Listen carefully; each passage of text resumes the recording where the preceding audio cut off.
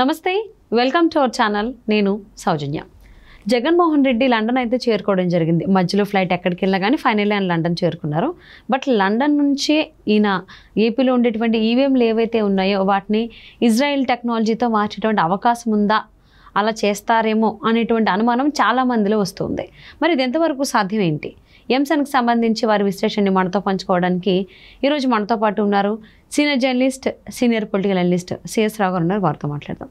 నమస్తే రావు గారు. నమస్తే. జగన్మోహన్ రెడ్డి లండన్లో ఉండే ఇక్కడ ఆంధ్రప్రదేశ్లో ఉండేటువంటి ఈవీఎంలు ఏవైతే ఉన్నాయో ఇజ్రాయెల్ టెక్నాలజీని ఉపయోగించి వాటిని మార్చేటువంటి అవకాశం ఉంది. అక్కడి నుంచే ఆయన చక్రం తిప్పుతాడు ఈవీఎంలకు సంబంధించి అని చెప్పి చాలామంది అభిప్రాయపడుతూ ఉన్నారు. ఇది ఎంతవరకు సాధ్యం? సో ఒకటి ఏంటంటే ఇది సాధ్యం కాదు అని చెప్పి చాలామంది అంటూ ఉంటారు.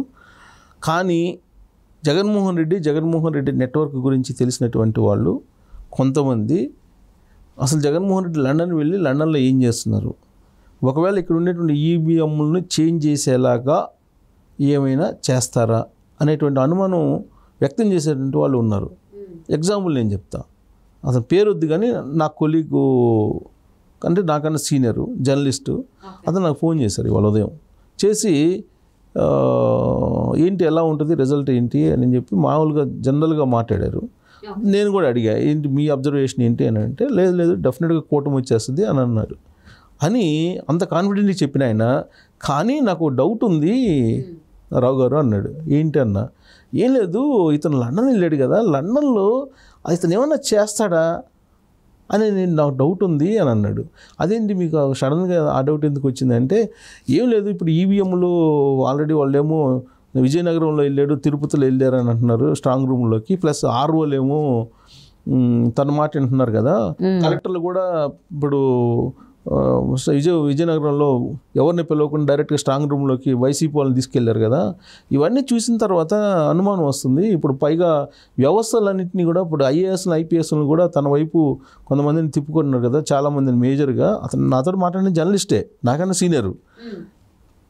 ఆయన అంటూ వీళ్ళ ద్వారా ఏమైనా మ్యానిపులేషన్ చేస్తారా, ఆల్రెడీ ఉన్నారు కదా కొంతమంది ఐపీఎస్లు ఐఏఎస్లు, వాళ్ళ ద్వారా ఏమైనా ఇజ్రాయెల్ టెక్నాలజీతో ఏమైనా చేస్తారా అని చెప్పేసి అన్నారు.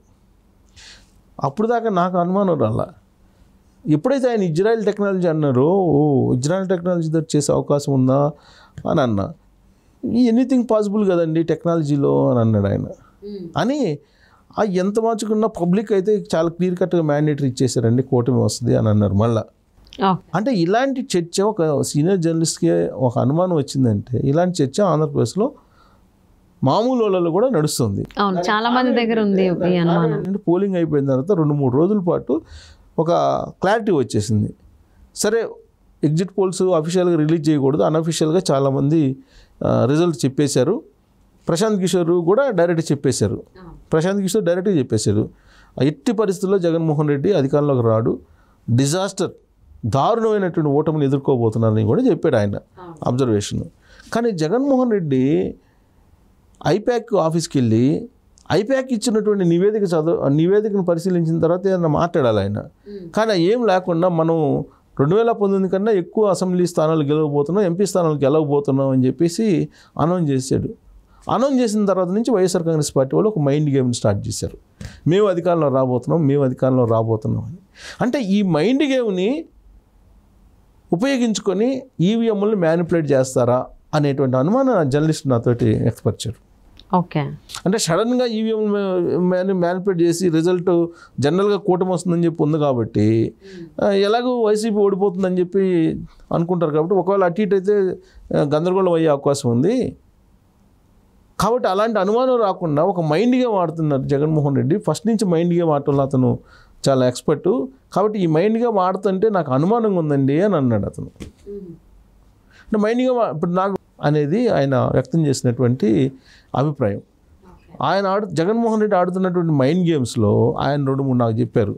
ఆ మైండ్ గేమ్స్లో ఏంటంటే ఈ ఐప్యాక్ని పెట్టి పేదోళ్ళు అని చెప్పేసి జనాలు చూపించి మాయ చేయటం ఒకటి, తర్వాత నేను పేదోడిని అని చెప్పేసి పదే చెప్పి అతను ఏదో పేదల మనిషిలాగా జనాలు నమ్మేలాగా చేశాడు. అది mind game, complete mind game ఆడుతున్నాడు అతను అని చెప్తూ, ఇది కూడా ఒక మైండ్ గేమ్ ఏమోనండి, అక్కడ ఏదైనా పోయి చేస్తున్నాడేమో ఒకసారి చూడండి, మీరు కూడా అబ్జర్వ్ చేయండి, ఆలోచించండి అన్నాడు. ఆయన. అప్పుడు నాకు డౌట్ వచ్చింది, ఓకే ఇజ్రాయెల్ టెక్నాలజీని ఎవరు వాడుతున్నారు? ఆంధ్రప్రదేశ్లో జగన్మోహన్ రెడ్డికి అత్యంత సన్నిహితంగా జగన్మోహన్ రెడ్డికి సర్వీస్ చేసేటువంటి ఐపీఎస్గా ఒక అతను అక్కడ వర్క్ చేస్తున్నాడు. అతను ఇజ్రాయెల్ టెక్నాలజీని తీసుకొచ్చి ఫోన్ ట్యాపింగ్ చేస్తున్నారు 2019 నుంచి అని చెప్పి ఒక అనుమానం ఉంది అతని మీద. ఇజ్రాయెల్ టెక్నాలజీని అతనే ఎప్పటికప్పుడు అప్డేట్స్ వర్షన్స్ అన్నీ అతనే తీసుకొస్తున్నాడు, అతనే కాంటాక్ట్లో ఉన్నాడు అనేది ఐపీఎస్ మీద ఉన్నటువంటి అనుమానం. సో దాంతోపాటు ఇటీవల కాలంలో గుంటూరు స్ట్రాంగ్ రూమ్లో పెట్టిన ఈవీఎంల పక్కనే ఒక ఫంక్షన్ చేసుకున్నారు. ఆ ఫంక్షన్ చేసుకున్నటువంటి వాళ్ళలో ఈ ఐపీఎస్లు 2 ఉన్నారు.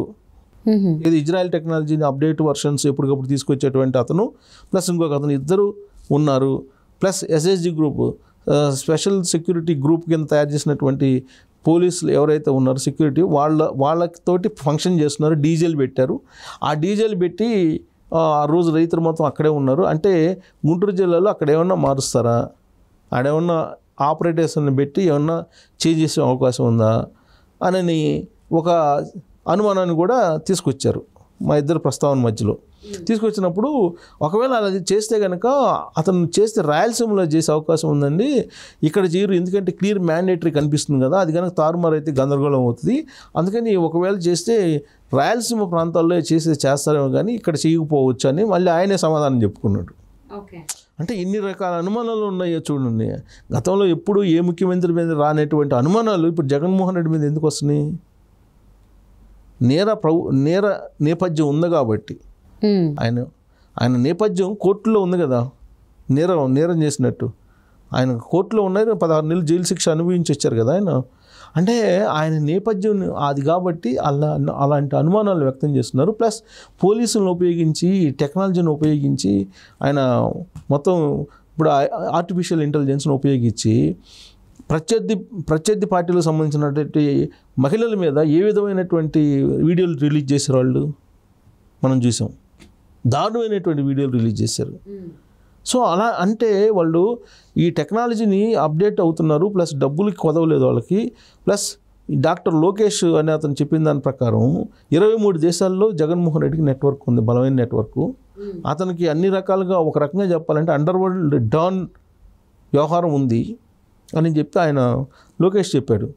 సో అది చెప్పినప్పుడు ఇజ్రాయెల్ ఏ టెక్నాలజీ ఆర్టిఫిషియల్ ఇంటెలిజెన్స్, ఇవాళ ఆర్టిఫిషియల్ ఇంటెలిజెన్స్ అనేది అసలు ఏ స్థాయిలో ఏ విధంగా మిరాకిల్ సృష్టిస్తుందో మనం ఎక్స్పెక్ట్ చేయలేము అసలు. ఇప్పుడు ఒక మనిషి కనిపిస్తుంటే ఆ మనిషి డ్రెస్ మొత్తం లేకుండా డైరెక్ట్గా మనం నేకెడ్గా చూసేటువంటి యాప్స్ కూడా వచ్చినాయి. సో ఇలాంటివి వచ్చినప్పుడు అసలు ఏ ఆర్టిఫిషియల్ ఇంటెలిజెన్స్ మరొక ప్రపంచాన్ని సృష్టిస్తున్నటువంటి క్రమంలో ఈవీఎంలు మ్యానిపులేట్ చేయడం పెద్ద కష్టం. అందులో ఇజ్రాయెల్ లాంటి కంట్రీ దగ్గర అవి ఉంటాయి. ప్రపంచవ్యాప్తంగా అడ్వాన్స్డ్ టెక్నాలజీ ఎవరి దగ్గర ఉందంటే ఇజ్రాయెల్ దగ్గర ఉంటుంది. అండ్ మొదటి నుంచి కూడా కాంటాక్ట్ అయ్యి ఇతను ఏమన్నా ఆపరేట్ చేస్తున్నారు. పైగా ఇతను డైరెక్ట్గా లండన్ వెళ్తానని చెప్పి నెదర్లాండ్లో ఆమ్స్టర్డామ్లో దిగాడు. అక్కడ ఆ 4 hours అక్కడ ఉన్నాడు. ఆ 4 hours ఎవరితో ఉన్నారు, ఆ 4 hours ఎవరితోటి ఏం చేశాడు ఇతను? ఇలాంటి అనుమానాలని ఆయన వ్యక్తం చేస్తున్న అతను మాట్లాడిన తర్వాత ఏమో జగన్మోహన్ రెడ్డి మరి ఎవరికి అంత కూడా ఈవీఎంల పైన అనుమానం చాలా మందికి ఉంది. సో దానికి కొంచెం ఆజ్యం పోసినట్టుగా అనిపిస్తుంది జగన్మోహన్ రెడ్డి వ్యవహారం. ఆయన ఆలోచన విధానం కూడా చూస్తే అలానే ఉంటుందేమో అనిపిస్తూ ఉంది, అలాంటివి జరుగుతాయేమో. సో అలాంటివి జరగకుండా చర్యలు తీసుకోవాలని చెప్పి ఆశిద్దామండి. థ్యాంక్ యూ సో మచ్ రావు గారు.